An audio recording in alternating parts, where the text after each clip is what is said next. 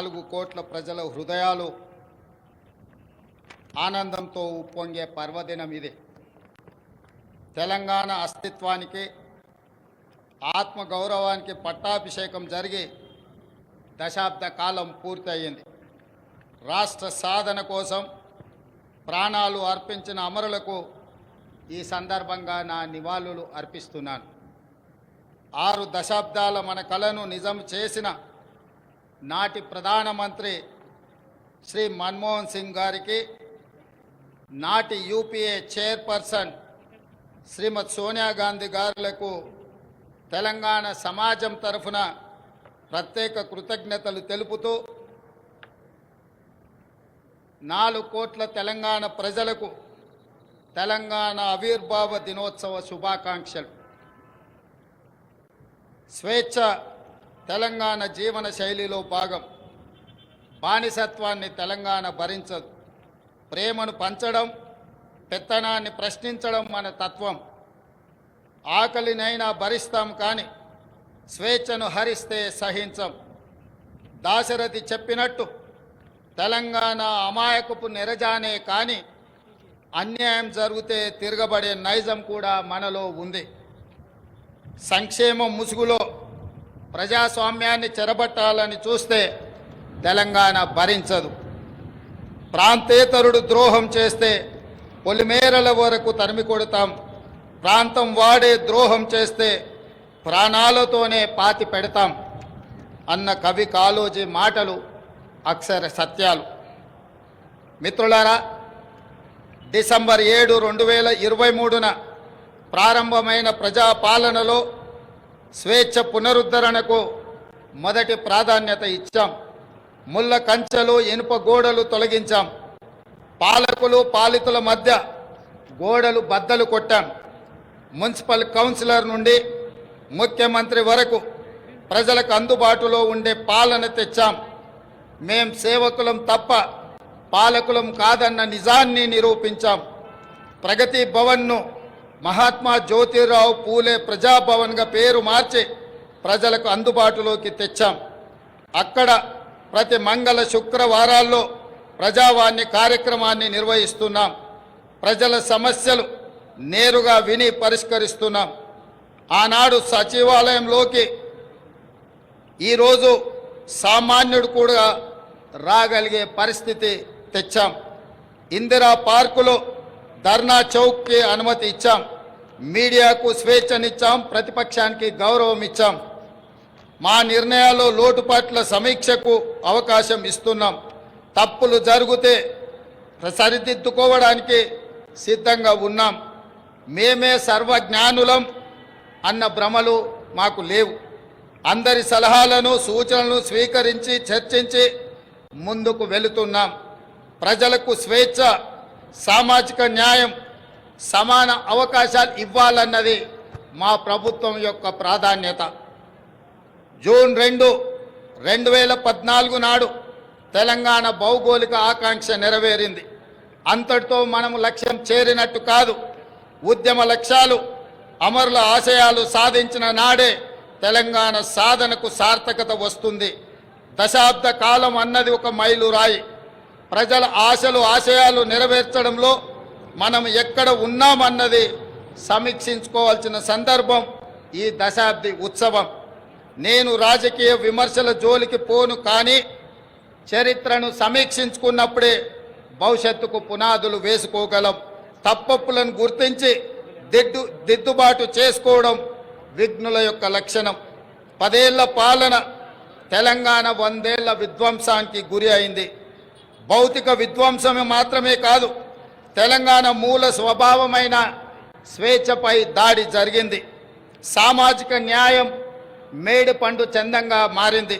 ప్రజలందరికీ చెందాల్సిన రాష్ట్ర సంపద గుప్పెడు మంది చేతుల్లోకి చేరింది. తెలంగాణ సంస్కృతి, సాంప్రదాయాలు విధ్వంసానికి గురయ్యాయి. ఆర్థిక విధ్వంసం సంగతి చెప్పనక్కరలేదు. ఇదంతా గతం. ప్రజలే, ప్రజల కోసం, ప్రజల చేత ఎన్నుకోబడిన ప్రభుత్వం ఇప్పుడు తెలంగాణలో ఉంది. ప్రజా ప్రభుత్వంలో జరుపుకుంటున్న మొదటి ఆవిర్భావ దినోత్సవం ఇది. అందుకే ఈ ఆవిర్భావ దినోత్సవానికి చరిత్రలో ప్రత్యేక స్థానం ఎప్పటికీ ఉంటుంది. మిత్రులారా, తెలంగాణ ప్రదాత మనకు మాతృ సమానురాలైన శ్రీమతి సోనియా గాంధీ గారిని ఈ పండుగకు ప్రత్యేకంగా మా మంత్రివర్గం 4 కోట్ల ప్రజల తరఫున ఆహ్వానించాం. ఏ హోదాలో సోనియా గాంధీని ఆహ్వానించారని అడుగుతున్నారు. నేను చెప్పదలుచుకున్న బిడ్డ ఇంట్లో శుభకార్యానికి తల్లికి హోదా కావాలా? తల్లిని ఆహ్వానించడానికి బిడ్డకు ఒకరి పర్మిషన్ అవసరమా? ఏ హోదా ఉందని, ఏ పదవిలో ఉన్నారని మహాత్మా గాంధీని మన జాతిపితగా గుర్తించుకున్నాం. తెలంగాణ చరిత్ర ఉన్నంత వరకు శ్రీమతి సోనియా గాంధీని ఈ సమాజం తల్లిగా గుర్తించి గౌరవిస్తుంది. ఈ గడ్డతో ఆ తల్లి బంధం రాజకీయాల బంధము కాదు, ఆ తల్లి బంధం పేగు బంధం ఈ తెలంగాణతో.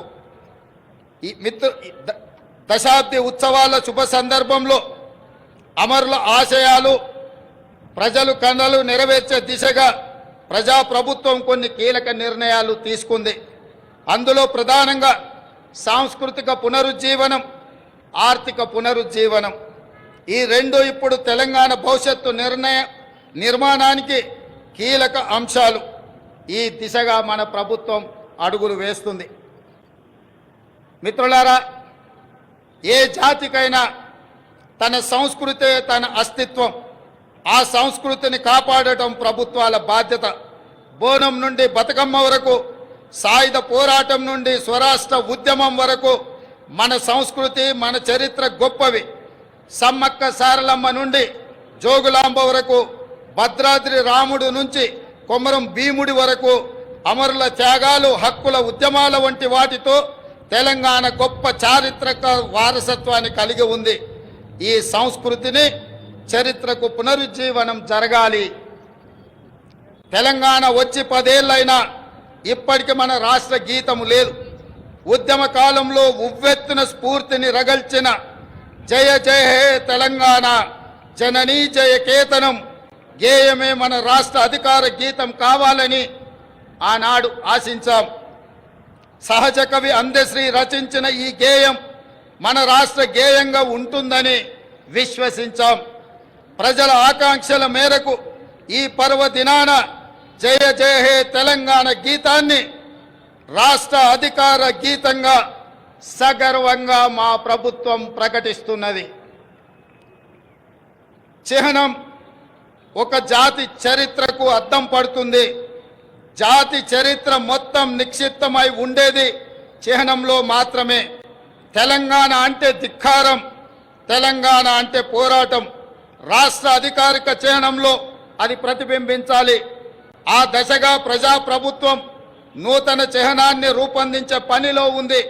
వివిధ వర్గాల నుంచి వచ్చిన సూచనలు, సలహాలు పరిగణలోకి తీసుకొని రాష్ట్ర నూతన చిహ్నాన్ని రూపొందించే పనిలో ఉన్నాం.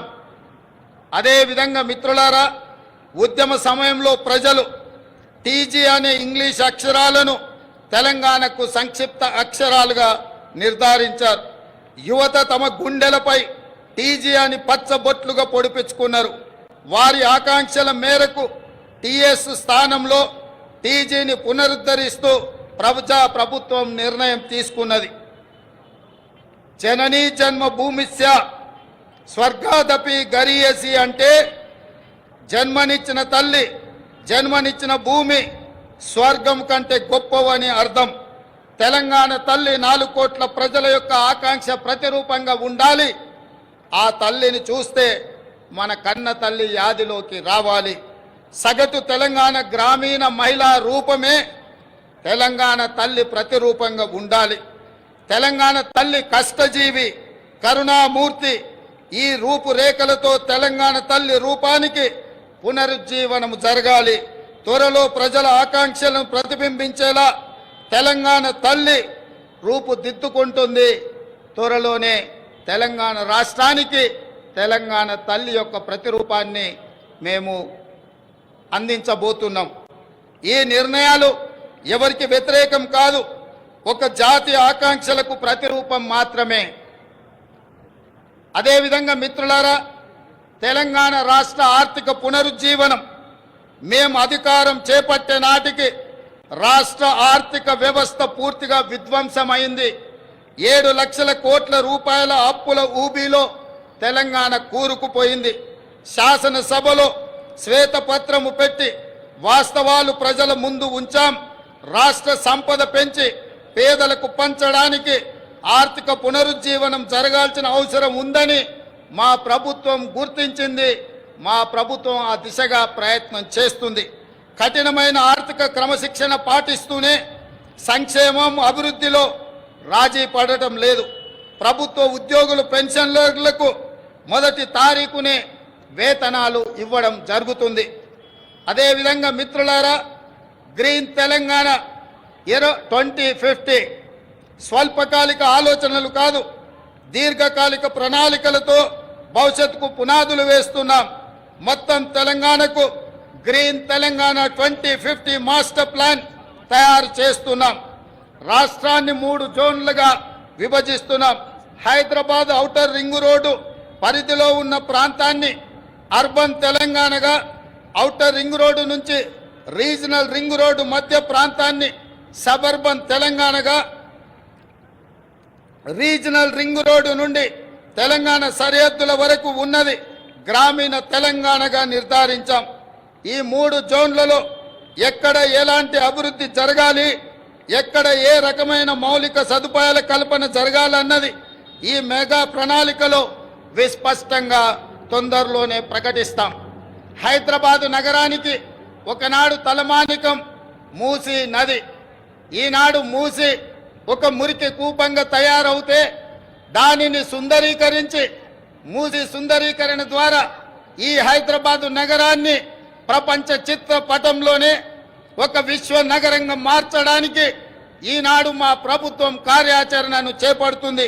మూసీ సుందరీకరణ పథకం ద్వారా పరివాహక ప్రాంతాన్ని ఉపాధి కల్పన జోన్గా తీర్చిదిద్దబోతున్నాం. ఈ పథకానికి ఇప్పటికే 1000 కోట్ల రూపాయలు కేటాయించాం. హైదరాబాద్ బ్రాండ్ ఇమేజ్ని ఈ పథకం మరో స్థాయికి తీసుకెళ్తుందనడంలో సందేహం లేదు. పర్యాటకం, ఆర్థికం, పర్యావరణం ఈ 3 కోణాలు ఇందులో ఉన్నాయి. ఎగువన ఉన్న ఉమ్మడి రంగారెడ్డి, దిగువన ఉన్న ఉమ్మడి నల్గొండ జిల్లాలో సాగునీటి వనరుగా కూడా మూసి ఉపయోగపడుతుంది. ప్రజల అవసరాలకు తగ్గట్టు మెట్రో విస్తరణ ప్రణాళికలను ప్రకటించాం. రీజనల్ రింగ్ రోడ్డు త్వరితగతిన పూర్తికి ప్రయత్నిస్తాం. తక్కువ ఖర్చుతో ఎక్కువ నీరు ఇవ్వగలిగే సాగునీటి ప్రాజెక్టులకు తొలి ప్రాధాన్యత ఇవ్వడం జరుగుతుంది. రాష్ట్ర ఆర్థిక పునరుజ్జీవానికి అవసరమైన అన్ని నిర్ణయాలు తీసుకోవడం జరుగుతుంది. అన్నిటికంటే ముఖ్యంగా మిత్రులారా, ఈనాడు తెలంగాణ రాష్ట్రాన్ని ముఖ్యంగా ఆనాడు ఉద్యమంలో ఉవ్వెత్తున పాల్గొన్న తెలంగాణ యువత ప్రభుత్వాల నిర్లక్ష్యం వల్ల ఈనాడు డ్రగ్స్ మహమ్మారి వైపు, గంజాయి వైపు మళ్ళీ ఈరోజు తెలంగాణ సమాజాన్ని నిర్వీర్యం చేసే కుట్ర జరుగుతుంది. అందుకే తెలంగాణలో డ్రగ్స్ అన్న మాట వినిపించడానికి వీలు లేదని మేము సంకల్పించాం. డ్రగ్స్, గంజాయి విషయంలో ప్రభుత్వం అత్యంత కఠినంగా వ్యవహరిస్తుంది. టీ-న్యాప్కి పూర్తి సహకారం, స్వేచ్ఛను ఇస్తున్నాం. అవసరమైన నిధులు ఇస్తున్నాం. డ్రగ్స్ విషయంలో ఎంతటి వారు ఉన్నా వదిలే సమస్య లేదు. ఈ విషయంలో వ్యక్తిగతంగా నేను చాలా పట్టుదలతో ఉన్నాను. మన భవిష్యత్తు, యువత భవిష్యత్తుకు సంబంధించిన ఈ అంశం, అందుకే ఉక్కు పాదంతో అణిచివేయాలని మా ప్రభుత్వం సంకల్పించింది. డ్రగ్స్ ఫ్రీ తెలంగాణ ప్రభుత్వ పరంగానే కాదు, వ్యక్తిగతంగా నేను ఎంతో ప్రాధాన్యతను ఇస్తున్నాను. అదేవిధంగా మిత్రులారా, ప్రజాపాలన ప్రజల వద్దకు చేర్చాలన్నది మా ఆలోచన. ఇందిరమ్మ గ్రామ సభల ద్వారా 2023 డిసెంబర్ 28 నుండి 2024 జనవరి 6 వరకు అభయహస్తం గ్యారంటీలను అమలుకు దరఖాస్తులను స్వీకరించాం. మహాలక్ష్మి, ఇందిరమ్మ ఇండ్లు, గృహజ్యోతి, చేయుత, రైతు భరోసా పథకాల కోసం 1,28,00,000 మంది దరఖాస్తులు పెట్టుకోవడం జరిగింది. ఇందులో డూప్లికేట్ దరఖాస్తులు మినహాయించగా 1,09,000 దరఖాస్తులు మిగిలాయి. ఈ దరఖాస్తులను కంప్యూటరీకరించి ఈ సమస్యలన్నిటిని కూడా పరిష్కరించి తెలంగాణ రాష్ట్రంలో పేద ప్రజలందరికీ సంక్షేమ పథకాలను అందుబాటులోకి తీసుకురావాలని నా మంత్రివర్గం ఉక్కు సంకల్పంతో ఈరోజు పనిచేస్తుంది. అదేవిధంగా మిత్రులారా, అధికారంలో వచ్చిన 48 గంటల్లోనే 2 గ్యారంటీల అమలుకు శ్రీకారం చుట్టాం. ఆడబిడ్డలకు ఉచిత బస్సు ప్రయాణ సౌకర్యాన్ని కల్పించాం. పైసా ఖర్చు లేకుండా రాష్ట్రంలో ఎక్కడికైనా ఉచితంగా వెళ్లే అవకాశం మహిళలకు, మా సోదరి మనులకు ఈ పథకం ఉపయోగపడుతుంది. ఈనాడు కోట్లాది మంది ఆడబిడ్డలు అమ్మగారింటికైనా, అత్తగారింటికైనా, భద్రాచలం గుడికైనా, సమ్మక్క సారలమ్మ సందర్శనానికైనా కోట్లాది మంది మహిళలు వినియోగించుకుంటున్నారు అనంటే మా ప్రభుత్వానికి ఎంతో సంతృప్తినిచ్చింది ఈ ఉచిత బస్సు ప్రయాణ సౌకర్యం. అదే విధంగా బస్సులు సరిపోవడం లేదు, వాళ్ళకు సమస్య అవుతున్నదంటే అదనంగా బస్సులను ఏర్పాటు చేయడమే కాదు, అదనంగా బస్సులను కూడా మా ప్రభుత్వం కొనుగోలు చేసి మా ప్రాధాన్యత మహిళల పట్ల అత్యధికంగా ఉంటుంది అని చెప్పి ఆ తల్లులకే ఈ ఉచిత బస్సు ప్రయాణాన్ని మేము అంకితం చేయడం జరిగింది. అదేవిధంగా పేదల ఆరోగ్య విషయంలో రాష్ట్ర ప్రభుత్వం ఆనాడు డాక్టర్ వైఎస్ రాజశేఖర రెడ్డి గారు ఉన్నప్పుడు శ్రీమతి సోనియా గాంధీ గారి నేతృత్వంలో ఆరోగ్యశ్రీ పథకాన్ని తీసుకువచ్చి పేద ప్రజలకు ఆరోగ్యాన్ని, కార్పొరేట్ వైద్యాన్ని అందించడం ద్వారా ఆ కుటుంబాలను ఆదుకునే విధంగా ఆనాడు ఆ పథకాన్ని ప్రవేశపెట్టడం జరిగింది. కొన్ని ప్రత్యేకమైన పరిస్థితుల వల్ల ఆ పథకం నిర్వీర్యమైన మళ్ళీ ప్రజాపాలన ప్రారంభించిన ఎంబడే మా ప్రభుత్వం, మా మంత్రివర్గం 5 లక్షల రాజీవ్ ఆరోగ్యశ్రీ పథకాన్ని పేదలకు ఉచిత వైద్యాన్ని అందించడానికి 10 లక్షల రూపాయలకు పెంచి డిసెంబర్ 9 నుంచి అమలు చేసి పేదల ఆరోగ్యాన్ని కాపాడే విధంగా ఈనాడు మా ప్రభుత్వం ముందుకెళ్తుంది. అందుకే ఈరోజు పేదల యొక్క ఆరోగ్యం మా ప్రభుత్వం యొక్క బాధ్యత అని చెప్పి సగర్వంగా నేను తెలియజేస్తున్నాను. అదేవిధంగా యువత ఉద్యోగాల నోటిఫికేషన్లు, పరీక్షల నిర్వహణ పారదర్శకంగా నిర్వహించడానికి తెలంగాణ పబ్లిక్ సర్వీస్ కమిషన్ని ప్రక్షాళన చేశాము. 70 రోజుల్లోనే 30,000 మంది నిరుద్యోగ యువకులకు ఉద్యోగ అవకాశాలు కల్పించి ఉద్యోగ పత్రాలు ఎల్బీ స్టేడియంలో వాళ్ళ కుటుంబ సభ్యుల సమక్షంలో వాళ్ళ కళ్ళల్లో సంతోషాన్ని చూస్తూ మా ప్రభుత్వం నియామక పత్రాలను అందజేయడం జరిగింది. ఈనాడు నిరుద్యోగ యువకుల యొక్క ఉద్యోగ ఉపాధి అవకాశాలు మా ప్రభుత్వం ఎంతో ప్రాధాన్యతతో వాటిని నిర్వహిస్తున్నది. అదేవిధంగా గ్రూప్ 1 నోటిఫికేషన్ ఇచ్చినాం. ఈ నెల 9న ప్రాథమిక పరీక్ష జరగబోతుంది. అదేవిధంగా మెగా డిఎస్సి పోస్టులతో 11,062 ఉద్యోగ నోటిఫికేషన్లు ఇచ్చినాం. తొందరలోనే ఈ టీచర్ల నియామకాలను చేపట్టడం ద్వారా తండాలలో, గూడాలలో, మారుమూల పల్లెల్లో పేదలకు విద్యను అందుబాటులోకి తీసుకొచ్చి ప్రతి పేదవాడికి విద్యను అందించాలన్న లక్ష్యమే మా ప్రభుత్వం యొక్క లక్ష్యము. ఆ దిశగా మేము ప్రయాణం చేస్తున్నాం. అదేవిధంగా వయో పరిమితిని కూడా 44 సంవత్సరాల నుంచి 46 సంవత్సరాలకు పెంచి ఈ ఖాళీలను భర్తీ చేసే నిర్ణయం మా ప్రభుత్వం తీసుకున్నది. మిత్రులారా, రాష్ట్రంలో లక్షల మంది ప్రజల సొంత ఇళ్ల కోసం ఎదురు చూస్తున్నారు. వారి కలలు నెరవేర్చేందుకు భద్రాద్రి రాముడు సాక్షిగా ఇందిరమ్మ ఇళ్ల పథకాన్ని ప్రారంభించాం. పేదల కోసం ఈ ఏడాది 4,50,000 ఇండ్లను మంజూరు చేయడమే కాదు, 22,500 కోట్ల రూపాయలు నిధులు కేటాయించడం ద్వారా ప్రతి శాసనసభ నియోజకవర్గంలో 3,500 ఇళ్లు పేదవాళ్లకు నిర్మించి పేదవాడి సొంత ఇంటి కలను, చిరకాల స్వప్నాన్ని మా ప్రభుత్వం పూర్తి చేయాలని దృఢ సంకల్పంతో ముందుకు వెళ్ళడం జరుగుతుంది. అదేవిధంగా విద్యారంగ ప్రక్షాళన, తెలంగాణ ఎడ్యుకేషన్ హబ్ గా తీర్చిదిద్దాలని సంకల్పించాం. అందుకే ప్రతి మండల కేంద్రంలో అంతర్జాతీయ మోడల్ స్కూళ్లను నిర్మించడం మా బాధ్యతగా భావించి ఆ ప్రయత్నాన్ని ముందుకు తీసుకెళ్తున్నాం. అదే విధంగా స్కిల్ యూనివర్సిటీలను ఎంతో మందిని విద్యార్థులు పట్టాలు తీసుకుంటున్నారు, కానీ వాళ్ళకి స్కిల్ డెవలప్మెంట్ విషయంలో సరైన శిక్షణ లేకపోవడం వల్ల ఉద్యోగ ఉపాధి అవకాశాలలో కొన్ని ఇబ్బందులు ఎదుర్కొంటున్నారు. దానికోసమే తెలంగాణ యువతకు స్కిల్ యూనివర్సిటీలను ఏర్పాటు చేయడమే కాకుండా రాష్ట్రంలో దీనికి సంబంధించి అధికారుల బృందం ఇప్పటికే ఢిల్లీ, ఒడిశా, గుజరాత్ రాష్ట్రాల్లో పర్యటించి అధ్యయనం చేసింది. అదే విధంగా అమ్మ ఆదర్శ పాఠశాల కింద 26,825 పాఠశాలలో మౌలిక సదుపాయాల కల్పన, బాలికల కోసం ప్రత్యేక టాయిలెట్ల నిర్మాణం, మంచినీరు, విద్యుత్ సదుపాయం కల్పిస్తున్నాం. దీనికోసం 1135 కోట్ల రూపాయలు కేటాయించాం. ఇదే కాకుండా స్కిల్ డెవలప్మెంట్ విషయంలో రాష్ట్రంలో 65 ఐటీఐలు ఉంటే ఈ 65 ఐటీఐలను టాటా సంస్థతో ఒప్పందం చేసుకొని వాటిని అభివృద్ధి చేసి వాళ్లకు శిక్షణ ఇచ్చి ఉద్యోగ ఉపాధి అవకాశాలు కల్పించే విధంగా టాటా సంస్థతో మా ప్రభుత్వం ఒప్పందం చేసుకొని నిరుద్యోగ యువకులకు ఉద్యోగ ఉపాధి అవకాశాలు కల్పించాలని ఈనాడు మా ప్రభుత్వము కృత నిశ్చయంతో ఉన్నది. అదే విధంగా మిత్రులారా, తెలంగాణ సమాజం అంటేనే వ్యవసాయం. మన సంస్కృతి, మన సాంప్రదాయం అంటే వ్యవసాయం. ఈ వ్యవసాయానికి రైతును రాజును చేయడమే మా సంకల్పం. అందుకోసమే మా ప్రభుత్వం రైతు బాగుంటే రాష్ట్రం పచ్చగా ఉంటుందని విశ్వసించే ప్రభుత్వం. గతంలో రైతుకు ఉచిత విద్యుత్ రుణమాఫీ చేసిన చరిత్ర కాంగ్రెస్ పార్టీది, మా ప్రభుత్వానిది. ఈ ట్రాక్ రికార్డును ప్రజాప్రభుత్వం కొనసాగిస్తుంది.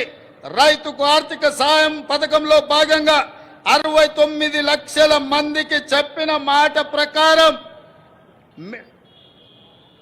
7,500 కోట్ల రూపాయలు వారి ఖాతాలో జమ చేసి ప్రతి రైతుకు రైతు భరోసా పథకంలో నిధులను విడుదల చేయడం జరిగింది. అదేవిధంగా ఇటీవల కాలంలో అకాల వర్షాలతో పంట నష్టం జరిగితే ప్రతి ఎకరాకు 10,000 రూపాయల నష్ట పరిహారం ఇవ్వడం జరిగింది. ధాన్య సేకరణ విషయంలో కూడా ఈరోజు 7,245 ధాన్య సేకరణ కేంద్రాలను ఏర్పాటు చేసి తండాలలో, గూడాలలో, మారుమూల పల్లెల్లో రైతులు పండించిన పంటను అక్కడే ధాన్య సేకరణ కేంద్రాలను ఏర్పాటు చేసి ఆ ధాన్యాన్ని సేకరించి తుట్టి, తాలు, తరుగు పేరు మీద తుట్టి తీయకుండా ప్రభుత్వం కఠినమైన చర్యలు తీసుకుంది. అకాల వర్షాలతో తడిసిన ధాన్యాన్ని కూడా కనీసం మద్దతు ధర ఇచ్చి కొనుగోలు చేసి రైతులను ఆదుకొని రైతులను కాపాడాలని, రైతులని రాజులుగా చెయ్యాలని మా ప్రభుత్వం దృఢ సంకల్పంతో పనిచేస్తుంది. ఇదే కాదు, ధరణి విషయంలో కూడా చాలా సమస్యలు, లక్షలాది సమస్యలు మా దృష్టికి వచ్చినాయి.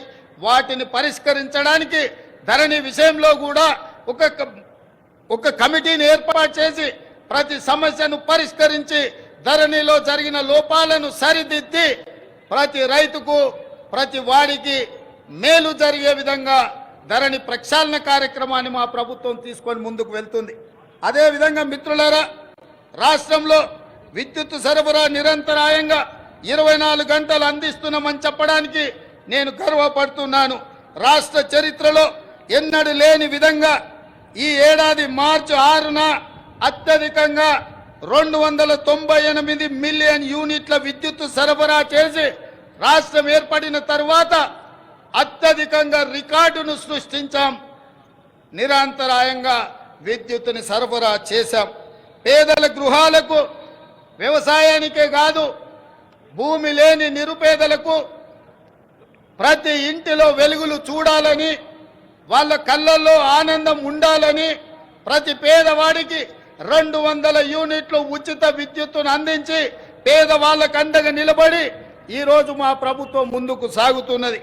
అదేవిధంగా మిత్రులారా, పెట్టుబడుల విషయం, రాష్ట్రంలో పెట్టుబడులు తీసుకొచ్చి తద్వారా ఉద్యోగ ఉపాధి అవకాశాలు కల్పించి రాష్ట్ర ఆదాయాన్ని పెంచి పేదలకు పంచాలన్న లక్ష్యంతో దావూస్ పర్యటన మా మంత్రి సహచరులతో పర్యటన చేయడం జరిగింది. ఈ పర్యటనలో 40,000 కోట్ల రూపాయలకు సంబంధించిన పెట్టుబడుల ఒప్పందాలు రాష్ట్ర ప్రభుత్వం చేసుకున్నది. ఇది పెట్టుబడుల ఆకర్షణలో ఒక గొప్ప రికార్డు. ఈ ఒప్పందం కార్యరూపం దాల్చే కార్యాచరణ మొదలు పెట్టాం. తద్వారా మన యువత ఉపాధి ఉద్యోగ కల్పనలు ఈ ప్రభుత్వం కంకణబద్ధమై ఉంది. అదేవిధంగా మిత్రులారా, మహాలక్ష్మి పథకం, మహాలక్ష్మి ఈరోజు నాకు చాలా ఆనందంగా ఉంది. ఈ రాష్ట్ర అవతరణ ఉత్సవాలలో ఈనాడు పర్యటన చేస్తున్నప్పుడు ఇటువైపున అటువైపున వేలాది మంది మా తెలంగాణ ఆడబిడ్డలు ఇక్కడికి వచ్చి మా లక్ష్ములందరూ మా ప్రభుత్వాన్ని ఆశీర్వదించడానికి వాళ్ళందరూ ఇక్కడికి రావడం జరిగింది. మనస్ఫూర్తిగా వారికి ధన్యవాదాలు తెలియజేస్తూ మహాలక్ష్మి పథకం ద్వారా 1,00,00,000 మంది ఆడబిడ్డలను కోటీశ్వరులను చేయాలన్నది మా ప్రభుత్వ సంకల్పం. మహిళలు తయారు చేసే ఉత్పత్తులకు సరైన మార్కెటింగ్ సదుపాయం కల్పిస్తాం. వాళ్ళ ఉత్పత్తులను మార్కెటింగ్ చేసుకోవడానికి హైటెక్ సిటీ పక్కన శిల్పారామం దగ్గర 3 ఎకరాల స్థలాన్ని, వందలాది స్టాళ్లను పెట్టుకోవడానికి వాళ్ళకి స్థలాన్ని కేటాయించడం జరిగింది. ఏ ప్రాంతంలో అయితే విప్రో, ఇన్ఫోసిస్, ఐటీ కంపెనీలు ఉన్నాయో ఆ పక్కనే మా ఆడబిడ్డలకు గ్రామీణ ప్రాంతాలలో వారు చేసిన ఉత్పత్తులను అమ్ముకోవడానికి శిల్పారామం పక్కన 3 ఎకరాల స్థలాన్ని కేటాయించాం. అందులో వాళ్ళ ఉత్పత్తులను సగర్వంగా ఈ ప్రపంచానికి పరిచయం చేసే అవకాశం ఉంది. ఆ విధంగా మా ఆడబిడ్డలను పారిశ్రామికవేత్తలను చేసి కోటీశ్వరులుగా మార్చాలనే సంకల్పం మా ప్రభుత్వం తీసుకున్నది. మా ఆడబిడ్డల ఆశీర్వాదం మాకు ఎప్పుడు ఉండాలని నేను వారికి విజ్ఞప్తి చేస్తున్నా. ఇదే కాదు, ఈనాడు వంటలో ఇల్లాలు సంపాదించిన సొమ్ము సిలిండర్కే ఖర్చు అవుతున్నది. కాబట్టి 1,200 రూపాయలు ఉన్న సిలిండర్ను ఈనాడు 500 రూపాయలకి ఆడబిడ్డలకు అందించడం ద్వారా ఆడబిడ్డల కళ్ళల్లో కన్నీళ్లు రావద్దు, ఆ కుటుంబాలు సంతోషంగా ఉండాలి, ఆడబిడ్డలకు అండగా నిలబడాలని 500 రూపాయలకే ఈనాడు మా ప్రభుత్వం సిలిండర్ను అందించడం జరుగుతుంది. అదేవిధంగా మిత్రులారా, తెలంగాణ ముందు పలు సవాళ్లు కూడా ఉన్నాయి. ముఖ్యంగా కృష్ణా గోదావరి జలాల్లో మన వాటా లెక్క తేల్చాల్సిన అవసరం ఉంది. 10 ఏళ్లైనా నీటి పంపకాలు జరగలేదు. కేంద్రంపై ఒత్తిడి తెచ్చి త్వరగా నీటి వాటాలు సాధించుకొని సాగునీటి ప్రణాళికలు సమర్థవంతంగా అమలు చేసుకోవాలన్నది ప్రభుత్వం యొక్క ఆలోచన. హైదరాబాద్ ఉమ్మడి రాజధానికి ఈ రోజుతో కాలం చెల్లింది. ఆంధ్రప్రదేశ్లో ఆస్తుల విభజనకు సంబంధించి ఈ సమస్యలను సాధ్యమైనంత త్వరగా పరిష్కరించుకుంటాం. అదేవిధంగా మిత్రులారా, తెలంగాణ ప్రపంచానికి ఒక దిక్సూచి కావాలి. విశ్వ వేదికపై తెలంగాణ విజయ పతాక సగర్వంగా ఎగరాలి. పల్లె కన్నీరు పెడుతుందో అని ఒకనాడు ఆవేదనతో పాడిన తెలంగాణ పల్లెలు ఇకపై పచ్చని పైరులతో, పాడి పంటలతో, రైతుల ముఖాలలో చిరునవ్వులతో వెలగాలి. ఒకనాడు పొట్ట చేత పట్టుకొని పట్నంకు వచ్చిన యువత రేపటి నాటి ప్రపంచానికి మన సత్తా చాటే శక్తిగా మారాలి. తెలంగాణ ఇతర రాష్ట్రాలతో కాదు, ప్రపంచంతో పోటీ పడుతుందని నిరూపించాలి. మనకు శక్తి ఉంది, మనకు సత్తా ఉంది, తెలివి ఉంది, తెగింపు ఉంది, తాగాల చరిత్ర ఉంది. ఏం తక్కువ తెలంగాణకు? హైదరాబాద్ మన బ్రాండు, ప్రపంచ నెంబర్ 1 బ్రాండ్గా హైదరాబాద్ ఎదగాలి. తెలంగాణను ప్రపంచానికి డెస్టినేషన్గా మార్చాలన్న తపన ఉంది. దీనికి 4 కోట్ల ప్రజల ఆశీస్సులతో పాటు రాజకీయ, పరిపాలన, పత్రిక, న్యాయ, సామాజిక వ్యవస్థల సహకారం కావాలి. ఆ దిశగా ప్రతి ఒక్కరూ ప్రతి క్షణం ఆలోచన చెయ్యాలి. ప్రజాప్రభుత్వానికి మీ సంపూర్ణ సహకారం అందించాలని కోరుతూ ఈ సందర్భంగా ఈ వేదిక మీద నుంచి అధికారిక చరిత్ర పుటలలో ఒక గొప్ప సన్నివేశాన్ని, ఒక గొప్ప నిర్ణయాన్ని ఆనాడు లోక్సభలో ఆమోదింపజేసుకొని ఈనాడు తెలంగాణ రాష్ట్రం ఏర్పడ్డది అనంటే అందులో మొట్టమొదటి త్యాగం, సాహసం శ్రీమతి సోనియా గాంధీ గారు యూపీఏ చైర్పర్సన్గా ఉక్కు సంకల్పంతో ఈ తెలంగాణ రాష్ట్ర ప్రక్రియను వారు ముందుకు తీసుకెళ్లారు. రెండవ బాధ్యత బాబు జగజీవన్ రామ్ గారి సుపుత్రిక శ్రీమతి మీరా కుమారి గారు లోక్సభ స్పీకర్గా, మహిళగా, ఒక కన్న తల్లిగా పిల్లలను కోల్పోతే ఆవేదన ఎట్లుంటుందో తెలిసిన అమ్మగా మీరా కుమారి గారు సంపూర్ణమైన సహకారాన్ని అందించి ఆనాడు తెలంగాణ బిల్లును లోక్సభలో ఆమోదించడంలో అత్యంత క్రియాశీలక బాధ్యత వారు పోషించారు. వీరే కాదు, ఆనాటి భారతీయ జనతా పార్టీ నాయకురాలు, ప్రతిపక్ష నాయకురాలుగా శ్రీమతి సుష్మా స్వరాజ్ గారు ఆనాడు లోక్సభలో ప్రతిపక్ష నాయకురాలుగా సంపూర్ణంగా సహకరించి తెలంగాణ బిల్లును ఆమోదింపజేసుకొని రాష్ట్ర ఏర్పాటు ప్రక్రియలో వారు కూడా సంపూర్ణమైన సహకారాన్ని అందించరు. ఈ వేదిక మీదను అందుకే తెలంగాణ నలుమూలల నుంచి తల్లి వచ్చిన వేలాది మంది మా ఆడబిడ్డల సాక్షిగా శ్రీమతి సోనియా గాంధీ గారికి, మీరా కుమారి గారికి, సుష్మా స్వరాజ్ గారికి తెలంగాణ 4 కోట్ల ప్రజల తరఫున వారికి కృతజ్ఞతలు తెలియజేస్తున్న ఈ తెలంగాణ చరిత్ర పుటలలో మీ త్యాగాలు, మీ గొప్ప నిర్ణయం ఎప్పటికీ ఉంటుందని భావిస్తూ మీ అందరి దగ్గర సెలవు తీసుకుంటున్నా. జై తెలంగాణ, జై జై తెలంగాణ. ధన్యవాదాలు మిత్రులారా.